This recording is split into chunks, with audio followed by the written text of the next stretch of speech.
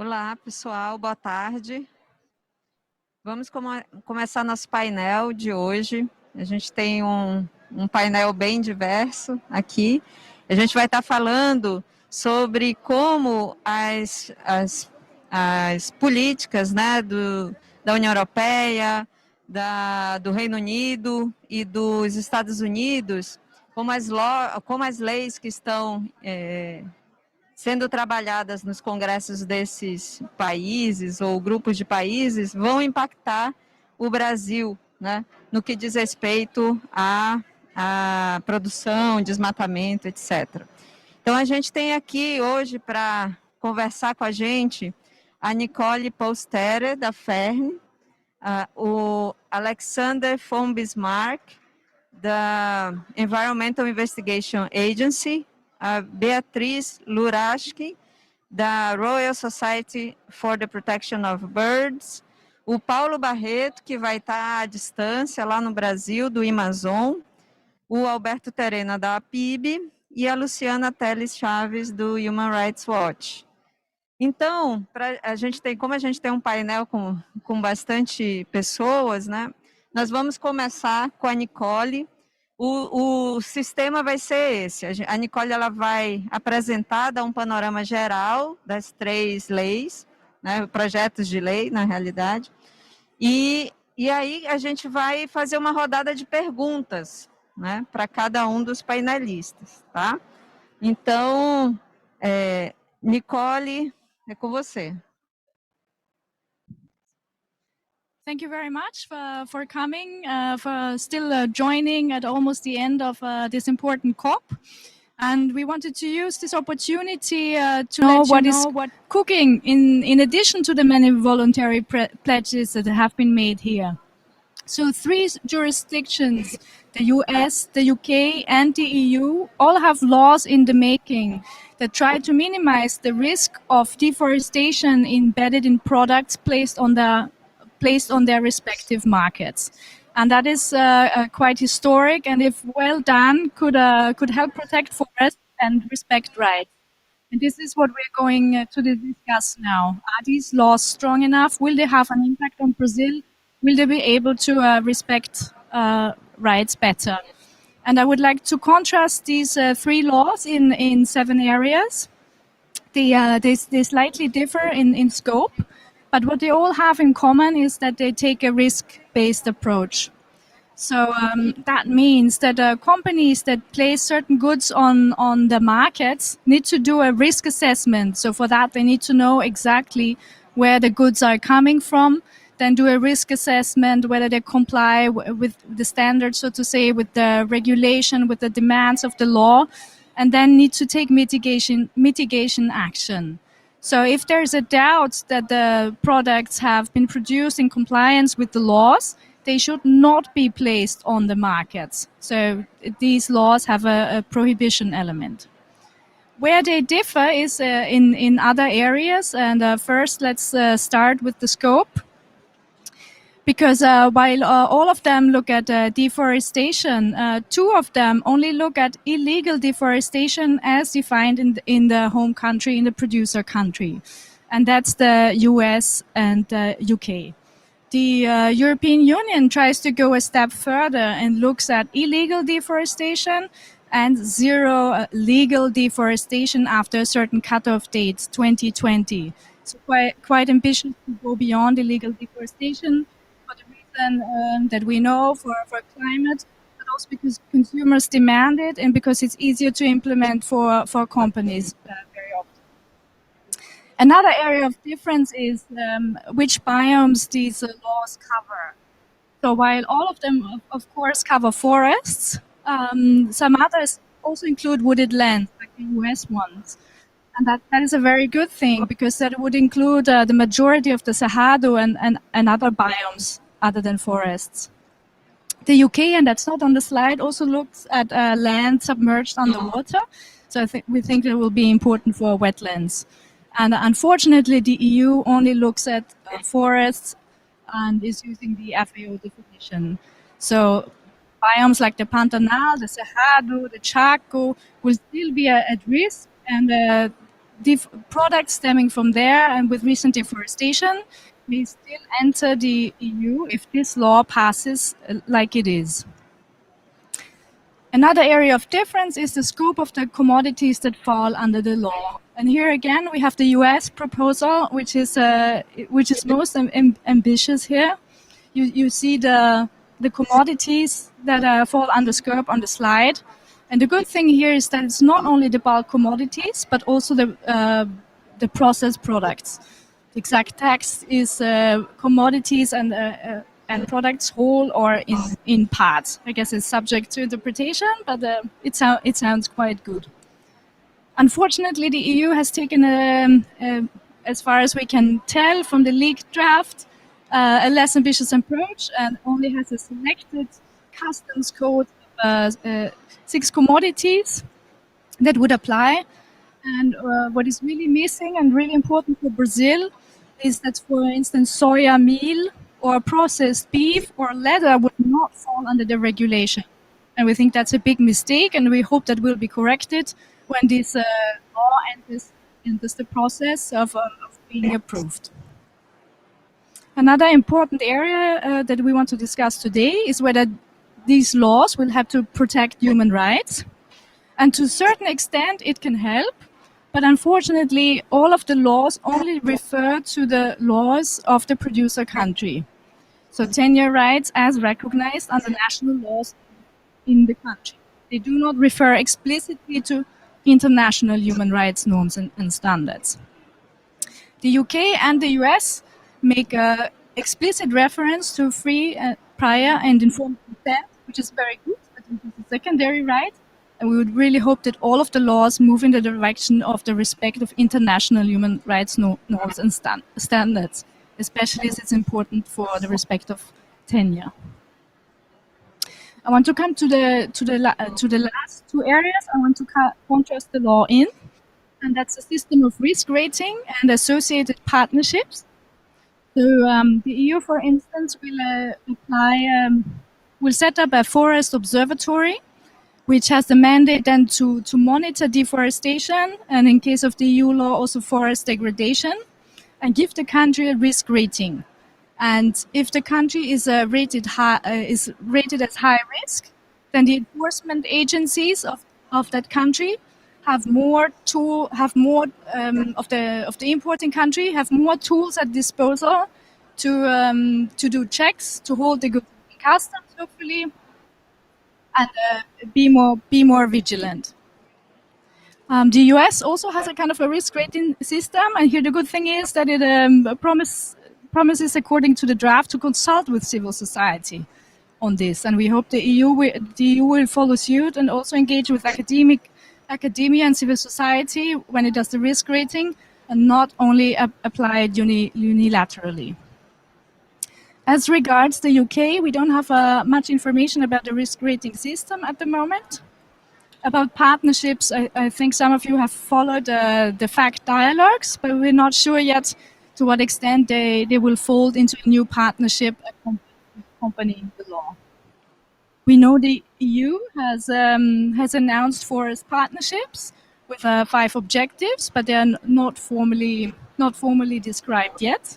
We also know they want to have structured dialogues with the countries, especially the highly risk-rated ones, but it's yet to be seen how this will materialize.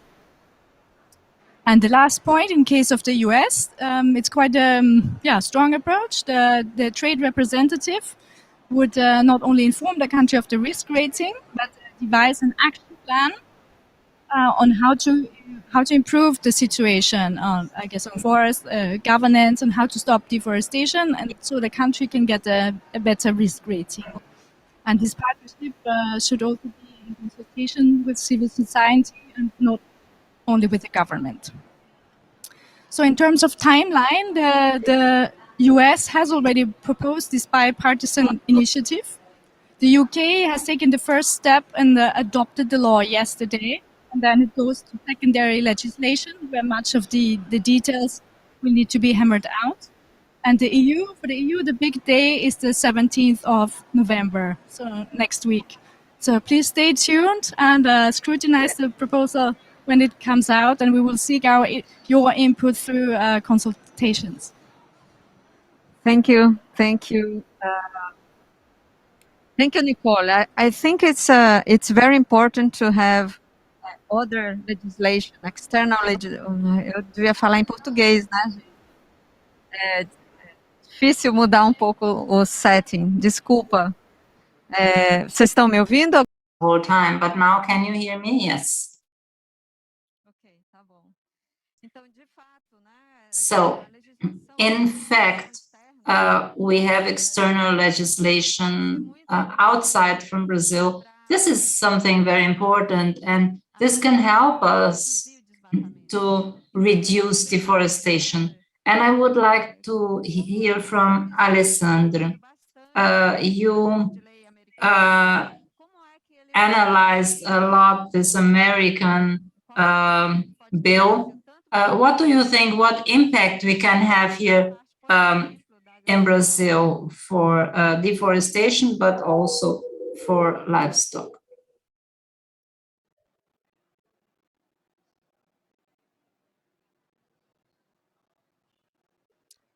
Thank you very much. Can you hear me? It's okay? It's okay? Cool. Yeah, thank you. I think it is probably the key question, how these laws that are far away can be used in practice in the forest by communities that may need them. I think you can see here that there are a lot of differences and benefits and drawbacks of the approach. If I try to think about what is the actual goal, I would reduce it down to that we are trying to cause consequences for the proceeds of the most powerful companies in the world when they benefit from the local taking of resources that run over the rights of local people's effort to protect their environment. I would say that's the basic idea. You know, we want a security stop outside and the next level and the next level in the global supply chain, because we think that one of the things that makes the fight so unfair locally is if you have a global system where if the forest is stolen from you and the proceeds, whether it's in beef or soy or the wood itself, gets out and there are no consequences, then the fight locally is almost impossible, because the push of that money that goes towards corruption, that goes towards financing the violence that you see locally, will always be flooding in. So this is about evening the fight a bit. The fight will still be local. The fight won't be won in the customs border of Europe or something, but maybe it can even out the fight. So I think that's the objective. And the question is, how do we use these tools for partnerships, maybe globally, to make the local fight successful, the fight for tenure, the fight for rights? If I have to lift one thing about all these things that probably is the foundation, we were the lead in passing the US law that does kind of the same thing for just the wood, not the beef and everything else. So about 10 years ago, we were successful in having wood that was illegally logged be illegal to bring into the United States. And the question was, could we form partnerships with real examples that would make actual companies that were behind it make their life difficult? And I think the lessons we learned was that maybe the proof of whether these laws are serious is if they force the companies to tell the truth in practice. So we can talk about, are the penalties high or what exactly is covered? But if you look underneath, do they require a company to say exactly where the resource is from? Because that is the only way you connect it to a particular local fight. Otherwise, the companies will always say, we did our best, we did our due diligence, but we can't tell you exactly if it's from this ecosystem or this community's land because it's too difficult. We have to mix the soybeans, or we have to mix the oil palm, or we make the hamburger, or whatever. So the real revolution under this, I think, is if we look under the surface and say, do they force, this is what the companies will resist the most. Do they force the companies to revolutionize their supply chains and trace exactly all the way back to the point of origin where something is from? I think that would allow us to make the partnerships to use these tools. And so I think if one focuses on one thing to get right, the US legislation, I think this is hanging in balance. I think you can read it and it looks like it potentially will do that. It says you have to trace it to the point of origin, and in a year you have to create a public mechanism for making that public. So if we're optimistic, every input into a vat of oil palm would need to say every single farm that it came from. And I think make our campaigns way more powerful with that information. But the opposition in the US is just mobilizing, and I think they will push back hard on that point. Thank you, Alexander. Should I call you Alexander or Sacha? Either way, yeah, thank you. So now we can hear more from... de novo, gente. Desculpa. I'm sorry. Beatriz, I know you're studying a lot and you are looking about the changes and the different changes in the UK. Oh, can you tell us a little bit of your perspective? What are the impacts we will see for Brazil?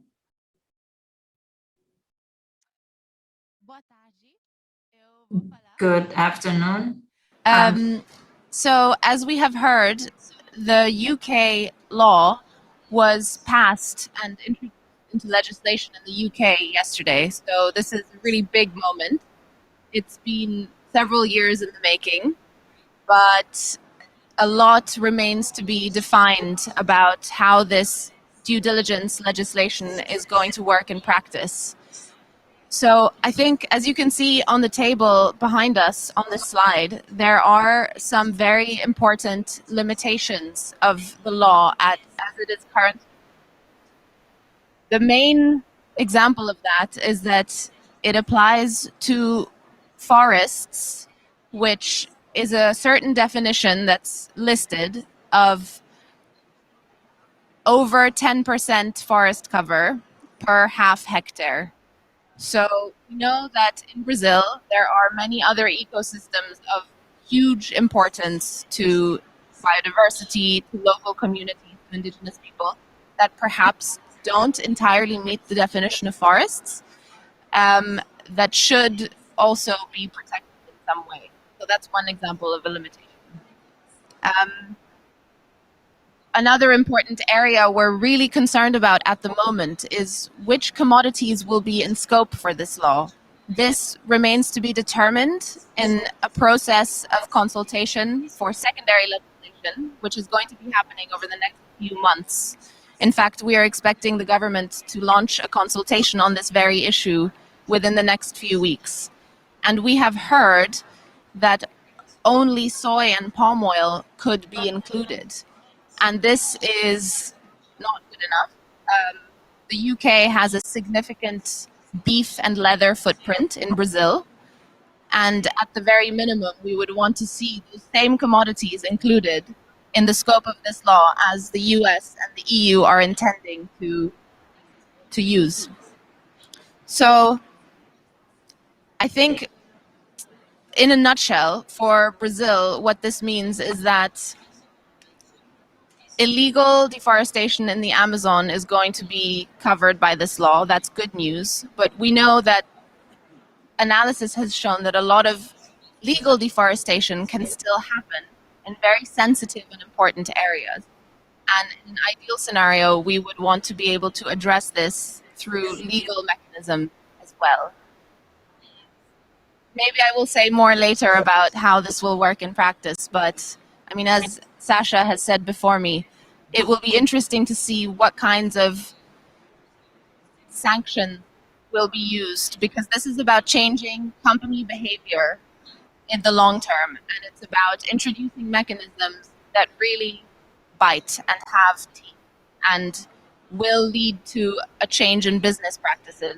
so that human rights infringement and deforestation are no longer accepted as part of our supply chains. Obrigada, Beatriz. A gente vai conversar mais sobre isso, vai voltar nesse assunto. Agora a gente vai falar com o Paulo Barreto. We shall now speak to Paulo Barreto. He's in Belém. Paulo, A gente teve o Alexander e a Beatriz. we had Alexander and Beatrice talking about their perspective on the impact of this legislation for Brazil. It should be interesting to hear what you think these impacts are going to be. What are the impacts you think will affect our country?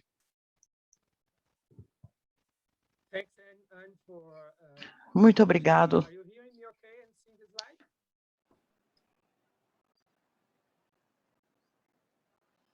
Paulo, você está falando? Vocês estão ouvindo? Hello? Are you speaking, Paulo? Hello? Estamos te ouvindo. Okay, We can hear you. Go on. thanks a lot. So I think it's important to have the regulation, but I suggest that we need some additional points to make it Vocês estão effective. ouvindo o Paulo? Não? A gente não está ouvindo. Não está te ouvindo, Paulo. Hã?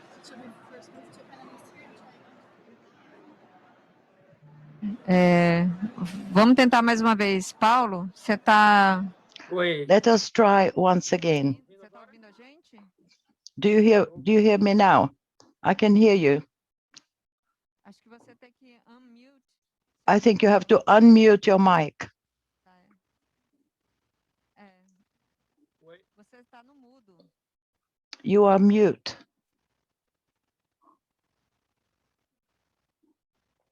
Paulo, você está no mudo. Será que a gente passa... Paulo, you are on mute. Paulo, a gente não conseguiu te ouvir. Você tá We couldn't hear you. You are mute. Do you hear me now? Você tem que tirar do mudo. You're mute, apparently. Você está me ouvindo, pelo menos? Do you hear me?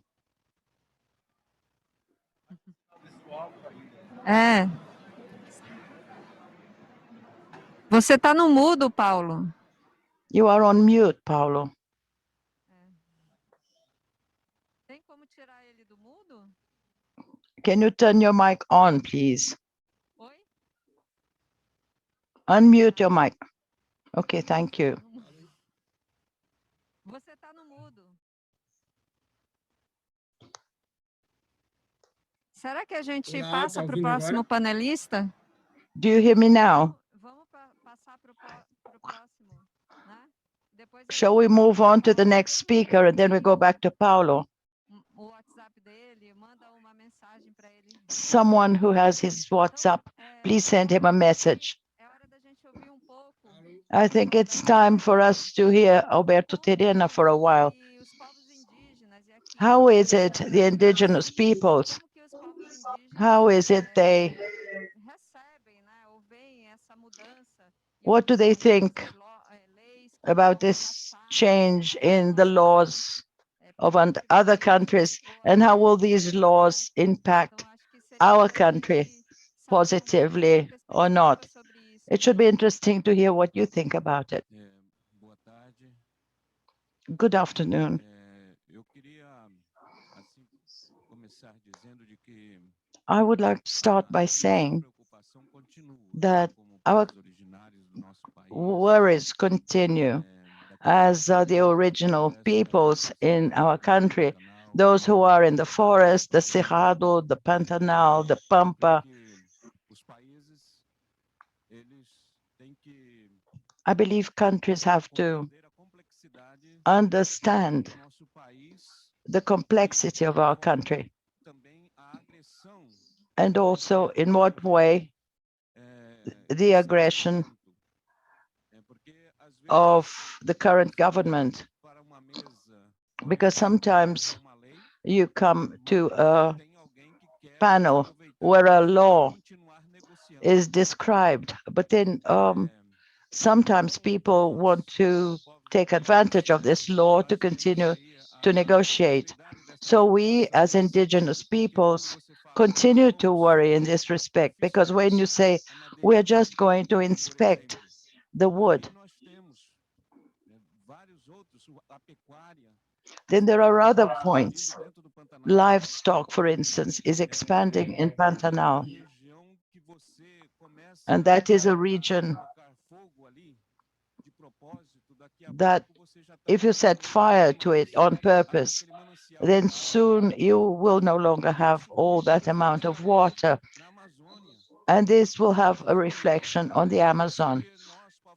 So this is what we indigenous peoples are trying to show to the world, because we are living in different biomes in our country, and these biomes must also be preserved.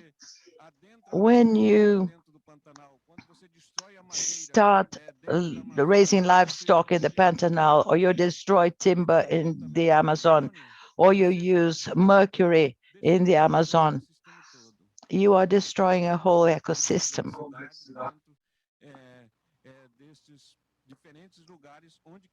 The issue is complex in different places where we live. The representation of the United States say they will follow what happens, but this follow-up must be truthful. The follow-up on the origin of products and where they actually come from. Because up until now, I am not the one to say it, the whole world has seen it. The former Justice Minister was in front of some illegal logs of timber, denying that that had been illegally cut, whereas the habitat of human beings was being destroyed by that. So we already have legislation. We have laws that are being written, and we really need that you should come into this discussion. I think we have to be humble enough to see others not as inferior. We have our way of living, but that does not mean we are more backward. It's been said we live in poverty. The representation said the forest is just poverty, but for us it is wealth, it is life. So we look at the river, and in that river we have the hope that lives will be renewed. We have hope in reforestation as well. And all this will allow us to breathe, not just us, but the world. This is what we want here, our presence in these international representations that are so significant. We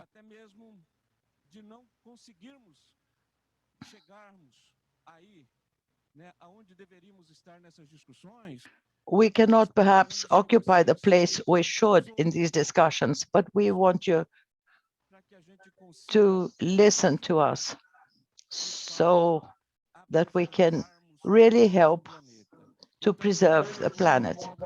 So I say to you that we continue to worry because we know that negotiations, those who are saying they agree and they will comply, we know that in actual fact, their actions are different. So what is being agreed must be followed strictly. When you say the country will have to solve it, whenever there is someone with different interests, things will not be solved. They will continue to destroy and to kill. Thank you. We will now hear from Luciana. Luciana, what about human rights in this whole business, in this draft law or law? How does it include human rights, and what are the challenges for the enforcement of this law in future? Thank you, Alberto. I think that you put very eloquently challenges in Brazil that some of these laws should be seeking to address, right? And who are the people on the front lines that these laws should be seeking to support? So, in line with that, I wanted to start by outlining very briefly what existing international standards are on the rights of indigenous peoples and local communities to their lands. And these standards, in fact, I'm going to say they're not just international standards, they're also standards that Brazil has subscribed to.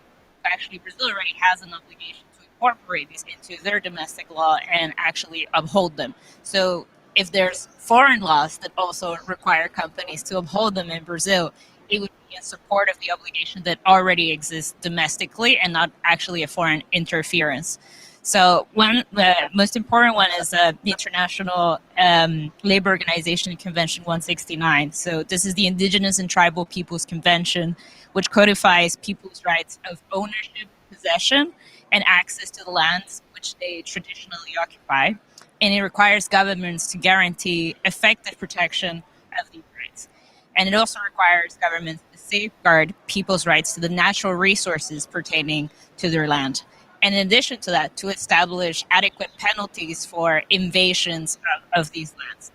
The United Declaration on the Rights of Indigenous Peoples, which is a document Brazil voted in favor of at the United Nations General Assembly, sets out, among others, that indigenous peoples shall not be forcibly removed from their lands or territories, and that no relocation shall take place without the free, prior, and informed consent of the indigenous peoples concerned.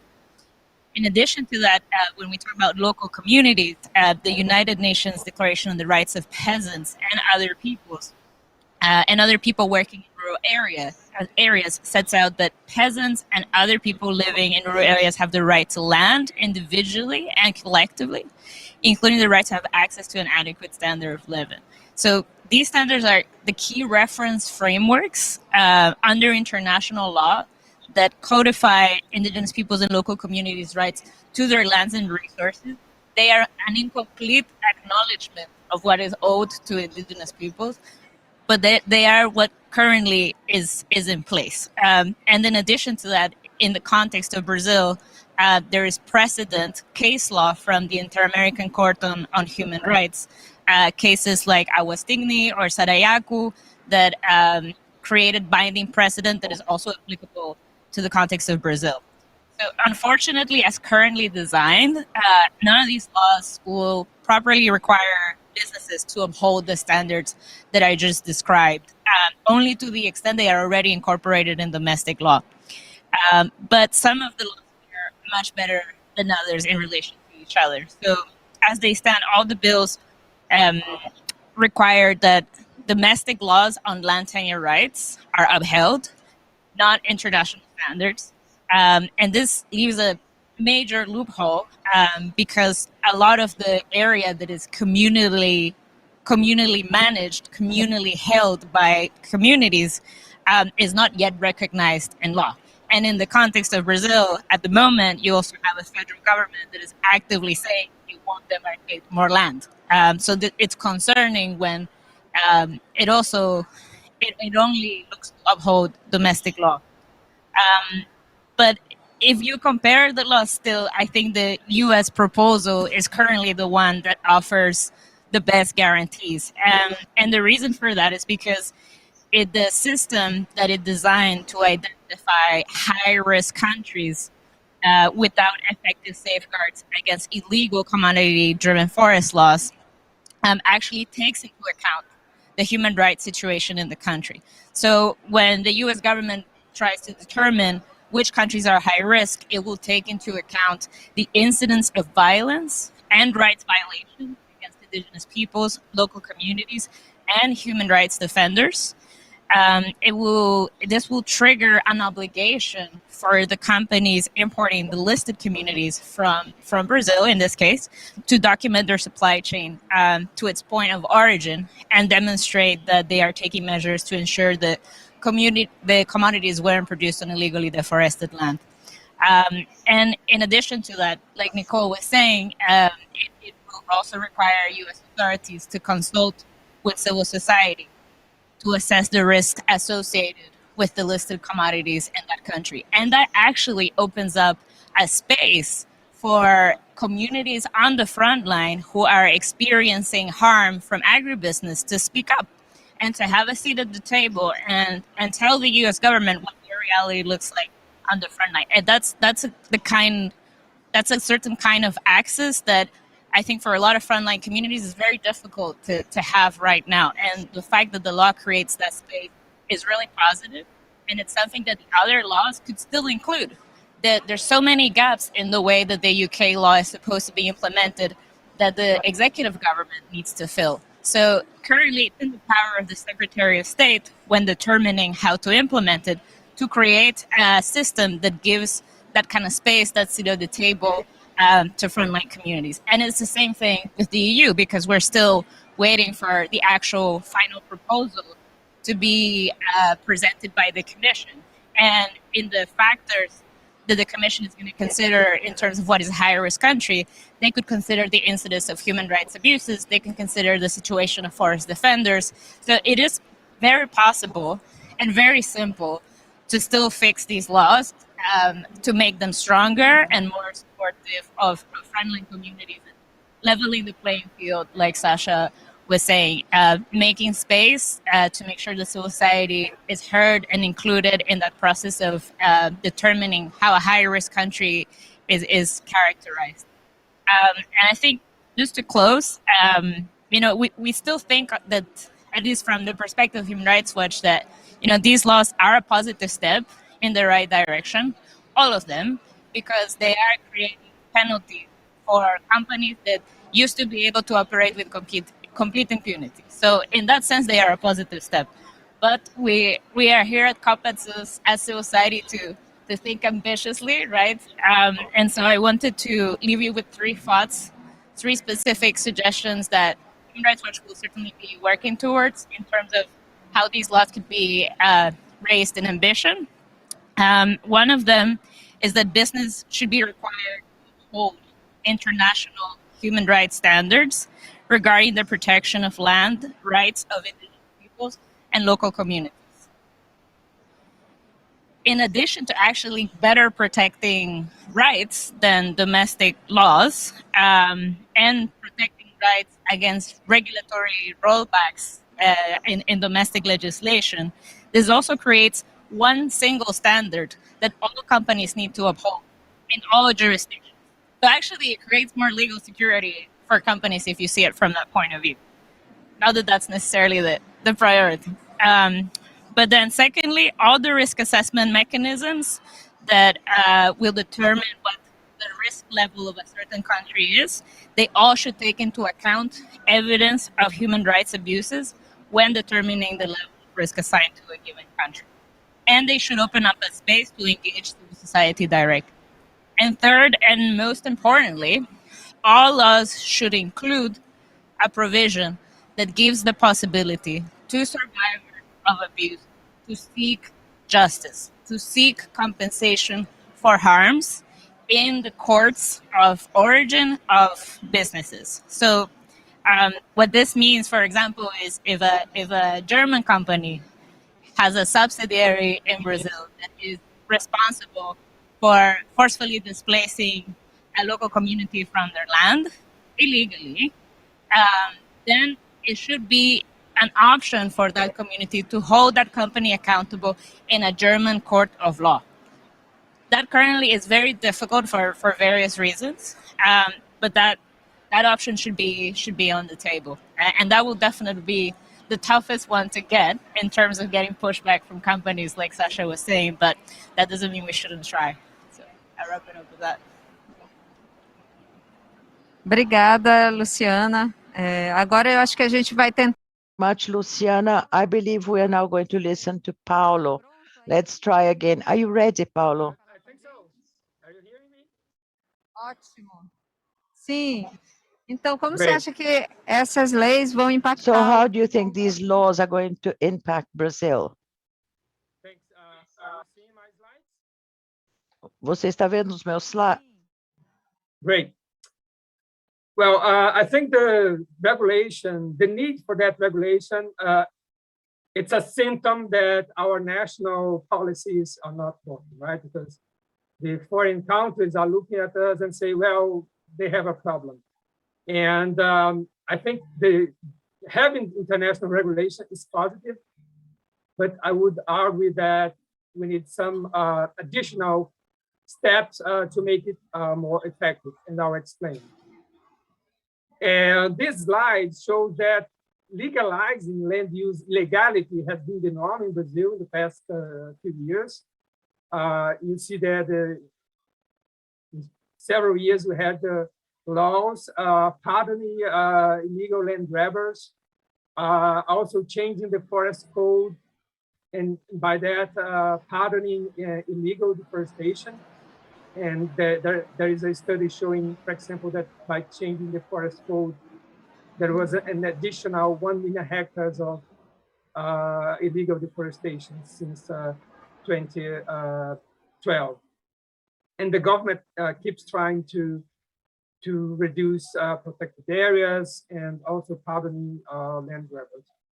So one key aspect in that, this regulation should have some kind of no retroactive legalization clause, because the trend now is for the government to continue to change law to make illegal legal. So we should preclude that by having this kind of clause.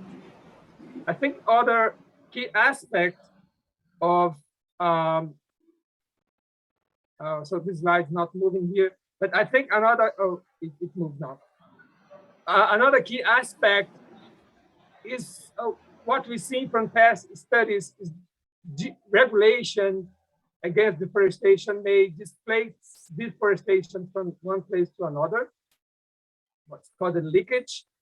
So one area may become legal and export, but this additional demand leads to displacement of deforestation to other areas. We have studies showing that has happened in the past. So this is, it poses a very important challenge for this idea of tracing to the point of origin, because you may trace to a local place that is the source of that material, but this may be connected to displacement to further places. So because of that, I think regulation should actually consider a kind of carbon border adjustment tax on any agricultural product. Europe is considering a carbon border adjustment tax on some specific products. I suggest that this should be expanded to include agricultural products. I'll give an example. Brazilian beef carbon intensity is at least 63% higher than in the EU. You see the numbers there. You see the two lower numbers are from Europe, a low and high range, and Brazil is much higher. So, and this average in Brazil is higher because of deforestation. So since this is widespread and it's hard to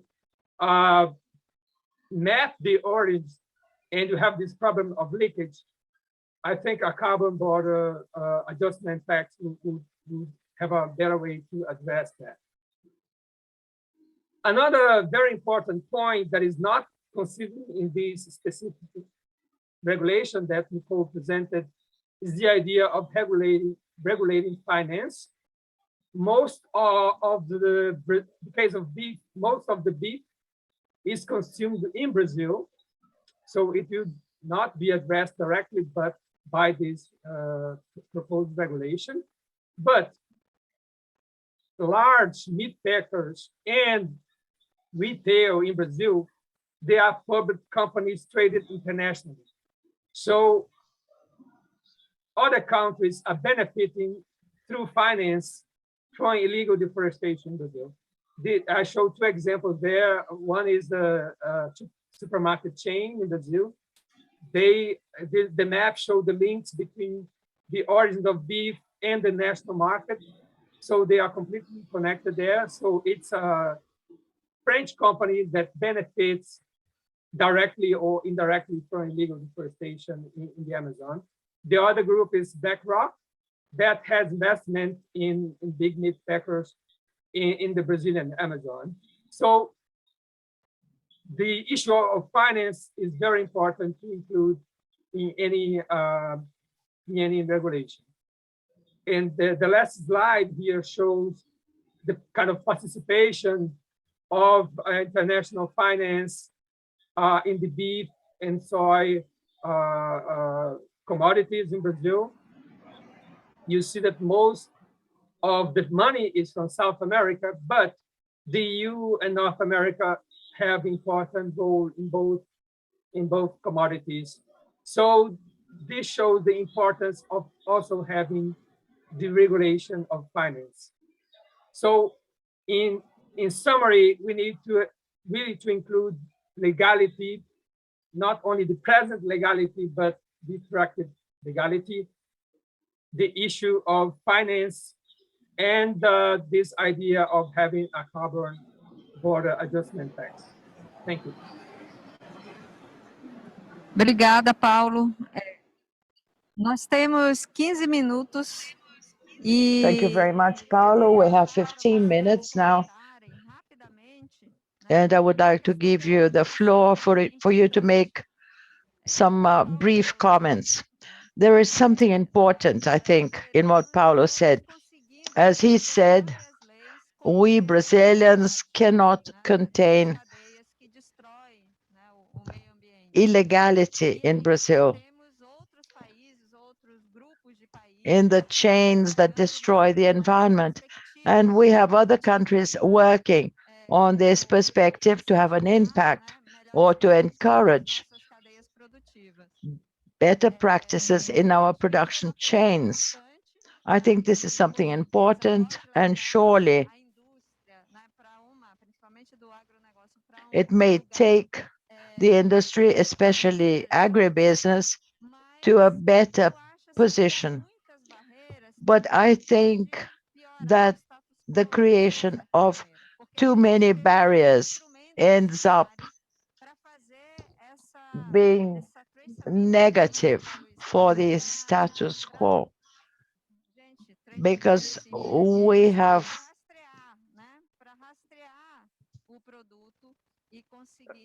to have a whole huge structure to trace the origin of the products. And I would like you people to think about it, because it's not just to create barriers to products that come from deforested areas.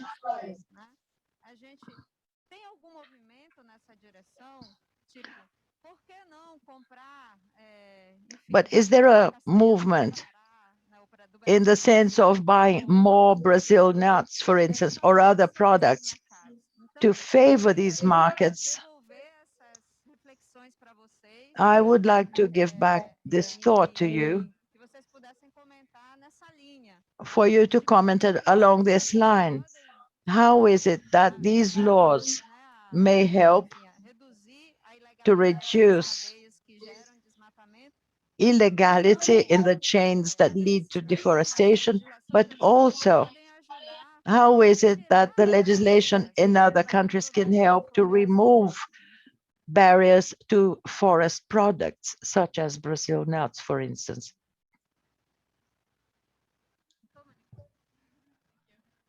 Thanks so much for a very good question. And double. Yes, I hear myself double, so I'm going to retrieve this. And so I think there are a few thoughts that go in that direction. If we look back to the US law will actually give a better price or will deduct the price in case of a public procurement if the product to be procured goes above the law that they will install. So currently they will only regulate products for illegal deforestation. But if the company can prove that these products are from zero deforestation, they will take that into account when they do public procurement. So this could be one incentive. For other products, I think these partnerships that I have mentioned that are in the making could be one of those areas where you can build a trusted supply chains, trusted partnerships for these products. I think a lot of communities work towards acai and gaining more market. So yeah, this is definitely something to be looked at, and maybe also in conjunction with the Forest Observatory. So you should not only measure where is the deforestation happen, but also where are the good areas. And once you've identified the good areas, maybe you can build up those partnerships where there's already something happening. The forest is actually protected. Thank you. Luciana, Alexander, Alberto, Beatriz e Paulo, se vocês quiserem comentar. Luciana, Alberto, Beatriz, Paulo, if you want to comment about this. That in addition to the procurement policies that Nicole mentioned, there are also responses from Brazilian legislators and Brazilian policymakers who are already taking the initiative to kind of respond and adapt to this legal developments abroad. I mean, I think like you've seen them discussing the solutions right here on the stage, right? You have the Selo Verde in Pará. You have some legislators in the federal Congress who are already thinking, what can a due diligence law for Brazil by Brazilians look like to increase traceability of the agribusiness sector in the country? So one of the really positive things I think to highlight about these initiatives is how they are also, kind of engaging in a positive dialogue with initiatives from policymakers in the country who are trying to anticipate how will this affect our industry? How can we respond so that our industry remains competitive, and to address the issues of illegality that that we're all aware of as well. So in addition to the other thing, laws like this can also reward good practices that already exist, right? There are companies that have due diligence systems in practice in Brazil, or they're trying to establish, sustainable practices or good relationships with the communities. And when these kind of laws come into place, they actually gain a competitive advantage over those that are lagging behind in terms of, adapting their systems to be more sustainable, both environmentally and socially. Thank you, Luciana. Paulo, do you want to comment anything?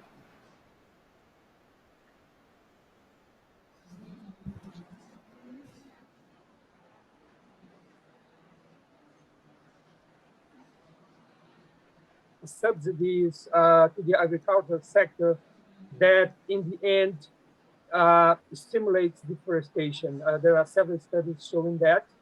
And by having international regulation, national regulation against deforestation, we could have an interesting movement of redirecting some of these subsidies to better practices in agriculture, forest restoration, and also forest conservation.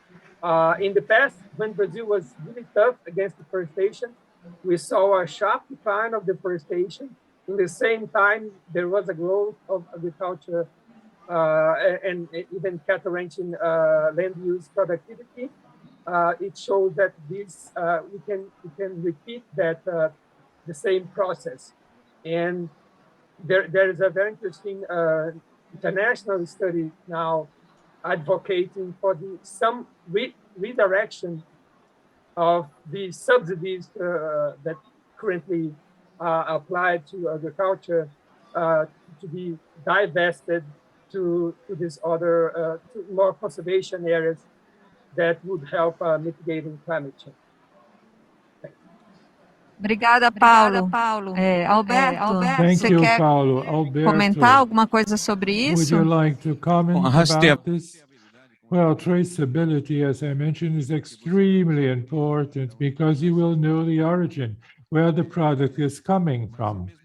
But at the same time, I have to remember the context we're living in, because you also have in the Congress the land grabbing law, where you put the forest down and all of a sudden you get the deed of the land. And so, as those who came before me said, you transform illegality in legality. It's what's happening today. And what we want is that the current laws, the laws that are being developed, they really become and are built in such a way that they can stop this crime, environmental crime, and also to stop costing our lives. I just wanted to add a little more, saying that for you to solve the problem, I believe that you have to correct what has been caused by the problem. For instance, in Mato Grosso do Sul, we have indigenous peoples living at the banks or at the shoulders of the highways, drinking water that is not drinkable, that's not appropriate for human beings. And why are they there? Not because they don't have land. How have you ever seen an indigenous person without a land in his own country of origin, where he was born, where he has always been, and he didn't arrive there, he was there. And today he is in the shoulders of the highways. Why? Because of the agriculture expansion of sugar cane, because of the expansion of livestock practices. And we have this situation. Then I would like to really to ask that the countries could check what is possible to do so that we can actually make this government correct all these damages, that these agricultural practices also that benefit your own country over there in one way or another, they have to repair this damage, to correct this damage. We had the environmental damage, and now we're talking about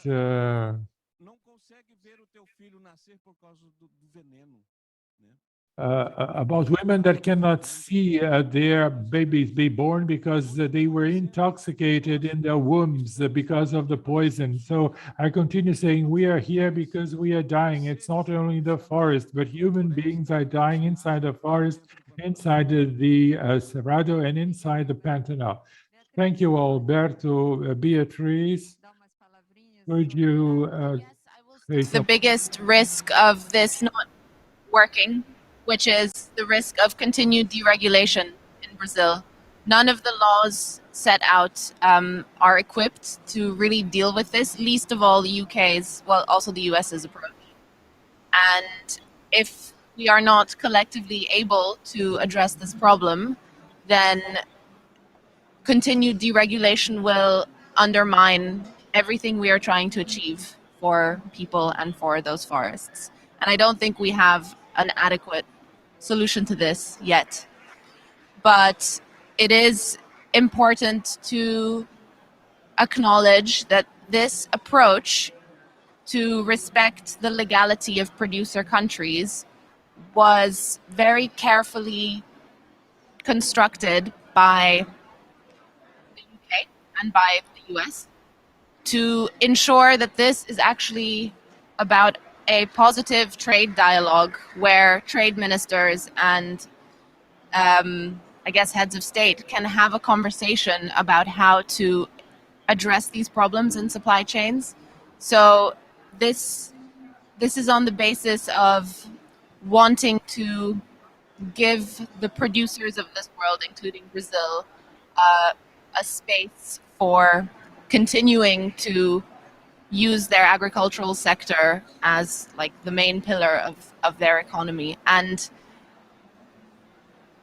our colleague from Fern already mentioned acai. There's huge demand for forest products. And I mean, anecdotally, I have seen this growing quite a lot. There are real economic opportunities there to use products that can be grown in harmony with people and nature, and actually ensure that those benefits end up with communities and not in the wrong hands. I think that's another huge structural issue that existing agricultural supply chains have. The benefits are not accrued in the places where people need them, and money is concentrated in the hands of large corporations and not small producers. So I would like to be optimistic and hopeful that this is the beginning of a long journey to try and address some of these problems. And I hope that in the years ahead, we will see more steps in the right direction.